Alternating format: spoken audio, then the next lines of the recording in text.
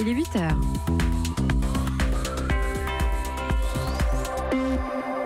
Votre matinale info, c'est jusqu'à 9h avec Nikos Aliagas. Le journal avec David Doucan. Bonjour David. Bonjour Nikos, bonjour à tous. 3 titres à la une ce matin. Aura-t-on droit à 3 jours d'esbrouf avec poignée de main et accolade virile, ou bien la France peut-elle obtenir de réelles avancées sur la scène internationale? Emmanuel Macron s'envole cet après-midi pour l'Assemblée générale de l'ONU à New York. Pendant ce temps-là, à Paris commence le marathon budgétaire. Le gouvernement prévoit 26 milliards d'euros de baisse d'impôts tout en maintenant le déficit en dessous des 3%. Et puis, nous vous parlerons d'un comeback, d'un retour, celui du golfeur Tiger Woods. Il a renoué avec la victoire et il sera en région parisienne le week-end prochain pour la Ryder Cup. Europe 1. Un président des États-Unis imprévisible, des accords abandonnés, une guerre commerciale. Voilà le contexte sur lequel Emmanuel Macron entend peser à partir de ce soir et pendant 3 jours dans le cadre de l'Assemblée générale de l'ONU à New York. Y parviendra-t-il ? Rien de moins sûr. C'est par exemple précisément ce matin qu'entrent en vigueur les nouvelles taxes douanières américaines sur 200 milliards de dollars d'importation chinoise. La croissance mondiale est menacée. Welcome in New York, Emmanuel Macron. Les informations et l'analyse de notre correspondant sur place, Xavier Yvon. La France et Emmanuel Macron vont être hyperactifs sur tous les fronts, confie un diplomate. Avec 8 ministres, la délégation française aura rarement été aussi importante pour une assemblée générale. Le président français veut prendre de la place sur une scène mondiale désertée par ses leaders. Les présidents russes et chinois sont absents, l'américain replié sur lui-même. C'est d'ailleurs Donald Trump qu'Emmanuel Macron filera voir en premier à peine descendu l'avion ce soir. Après les papouilles devant les caméras désormais habituelles entre les deux best friends, ils se verront en tête à tête. 3 quarts d'heure pour passer en revue les sujets prioritaires qui sont aussi souvent ceux qui fâchent. Commerce, climat, Proche-Orient et Iran. Ce sera le gros dossier cette semaine. Emmanuel Macron espère toujours trouver une solution pour sauver l'accord sur le nucléaire, même si les États-Unis se sont retirés. C'est pour ça qu'il verra aussi le président Hassan Rouhani. Ce sera mardi. Le Français aimerait faire le pont entre l'Américain et l'Iranien. C'est loin d'être gagné. Donald Trump, nous dit-on, devrait taper très fort sur Téhéran dans son discours à la tribune des Nations Unies. New York, Xavier Yvon, Europe 1. Et c'est sans doute un Donald Trump soucieux qu'Emmanuel Macron va retrouver ce soir. Le candidat du président américain à la Cour suprême, Brett Kavanaugh, est empêtré dans des affaires de mœurs. Une deuxième femme l'accuse de l'avoir harcelé sexuellement dans les années 80. Brett Kavanaugh dément vigoureusement. Et pour Emmanuel Macron à l'étranger, il a une image d'une France forte. C'est un peu plus compliqué en ce moment en France ? Oui, sa popularité est en chute libre. 7 points de moins dans la dernière enquête en date. Seulement 28% de satisfaits selon Opinionway. Conséquence de la rentrée politique chaotique que nous vous décryptons sur Europe 1 depuis la fin du mois d'août. Le président serait-il lucide sur cette situation ? On peut le penser quand on écoute l'un de ses plus proches lieutenants, le patron du parti majoritaire, La République En Marche. Christophe Castaner était l'invité de l'université d'été du Modem ce week-end et il s'est adonné à un exercice très rare dans la vie politique, un mea culpa. Écoutez-le. Est-ce que tout a été parfait pendant ces 15 premiers mois ? Ce serait totalement idiot de le prétendre. J'ai déjà eu l'occasion de dire que nos deux formations auraient dû travailler plus étroitement ensemble. J'évoquais même un excès d'arrogance de La République En Marche. Et je le redis en toute transparence auprès de vous aujourd'hui. Alors que nous effectuons notre deuxième rentrée aux responsabilités, je crois que l'on peut dire que la première phase du quinquennat mérite une amélioration. Christophe Castaner au micro européen de Pierre-Baptiste Vanzini. Dans ce contexte, l'allié Modem redevient soudain séduisant. Cela n'a pas échappé à François Bayrou qui entend peser à nouveau. Il a invité Emmanuel Macron à s'exprimer devant les Français le plus vite possible pour rappeler le sens de son action. Un appel qu'il pourra développer notamment tout à l'heure puisque François Bayrou est l'invité d'Audrey Crespo-Mara à 8h15. Il y en a un autre, Nikos, qui chatouille Emmanuel Macron dès qu'il en a l'occasion. J'ai nommé François Hollande. Hier à Tulle. Il lâche rien. Non, jamais. L'ancien président était à Tulle hier et il a évoqué l'échec possible du pouvoir en place à cause, je cite, de décisions injustes. Il a ensuite associé les adjectifs hautain et arrogant au comportement d'Emmanuel Macron.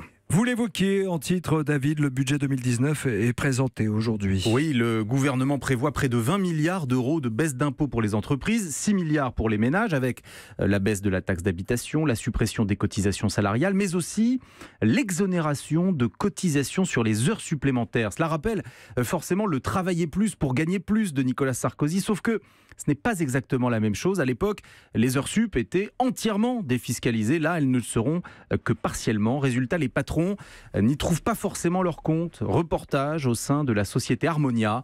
Anne-Laure Jumet. Au service marketing, Pauline fait 14 heures supplémentaires par mois et elle a fait des comptes. La suppression des charges sur ces heures sup, c'est loin d'être neutre. J'ai constaté pour moi un bond de mon pouvoir d'achat puisque je vais récupérer environ 780 € par an, ce qui est assez significatif. C'est l'équivalent effectivement, pourquoi pas, d'une sortie au restaurant en plus par mois avec mon mari et ma fille. Si un cas de figure se présentait avec un pic d'activité et qu'on me proposait des heures supplémentaires, bien sûr ça faciliterait ma réponse en fait. Mais son patron a lui une vision un peu différente. La mesure ne supprime que les charges salariales sur les heures supplémentaires, pas les charges patronales.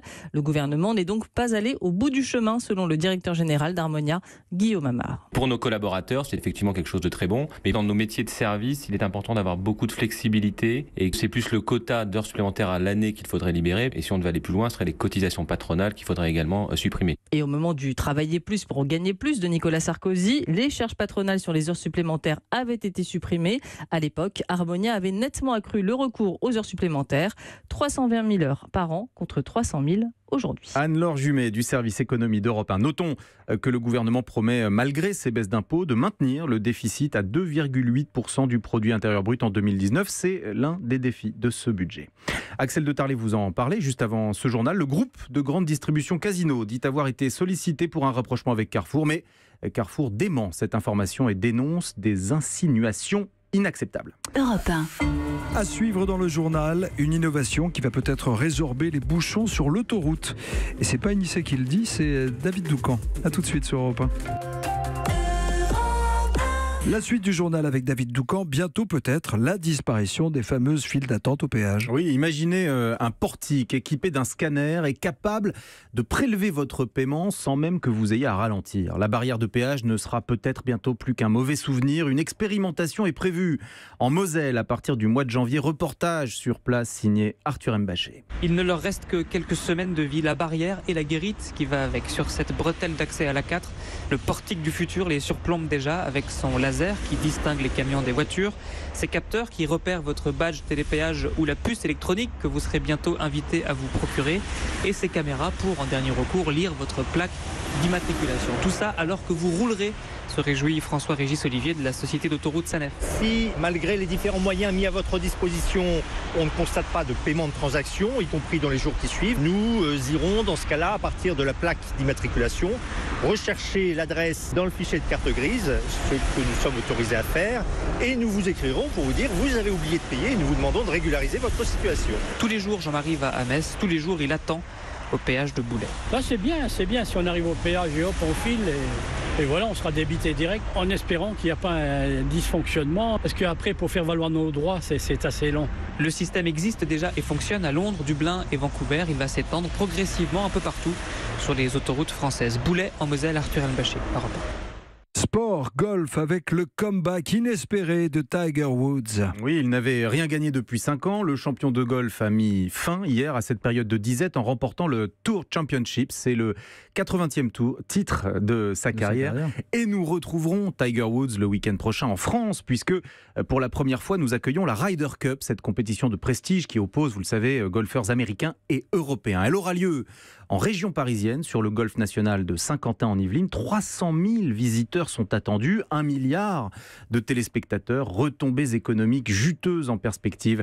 Roman Oquet. Prenons le cas de cet hôtel à 10 km du parcours de la Ryder Cup. La moitié des chambres a été réservée 1 an à l'avance avec des tarifs de très haute saison. Aujourd'hui, c'est complet. Des touristes majoritairement anglo-saxons au portefeuille bien garni, selon Philippe Pain, président du syndicat des métiers de l'hôtellerie des Yvelines. C'est de la clientèle qui va forcément fréquenter des hôtels haut de gamme, jusqu'à 5 étoiles, voire palace, des restaurants étoilés. Donc effectivement, les retombées économiques seront à mon avis importantes. Des touristes qui restent aussi plus longtemps, 5 jours au lieu de 3 en moyenne, et pas uniquement pour le golf, explique Thomas Fournier du comité régional du tourisme. Il y a beaucoup de visiteurs qui ont prévu d'en profiter pour rester et visiter notamment le château de Versailles qui est à côté, ou d'autres sites parisiens qui sont renommés dans le monde entier. Et donc ça, c'est un élément qui est assez nouveau en fait par rapport au comportement habituel des spectateurs de la Ryder Cup. Et finalement, c'est ça notre vraie force. La Fédération française de golf s'attend à 226 millions d'euros de retombées économiques, avec avec un enjeu à long terme, faire de la France une destination de référence pour le golf. Les informations de Roman. Ok, vous irez faire un tour, vous, Nikos, à la Ryder Cup demain, surtout à 7h40, puisque j'aurai Pascal Grisot, le patron de la Ryder Cup, et Danny Boone, grand amateur de golf, sur l'antenne d'Europe 1, ici même. Un mot de foot peut-être ? Ah bien, comme vous le voulez, avec plaisir. Décidément, les Lyonnais sont en forme. Nikos, l'Olympique lyonnais a écrasé hier Marseille 4-2. C'était la 6e journée de Ligue 1. Et je vous rappelle que la semaine dernière, Lyon avait déjà créé l'exploit en battant Manchester City 2-1 en Ligue des Champions. Merci David Doucan, c'était le journal de 8h.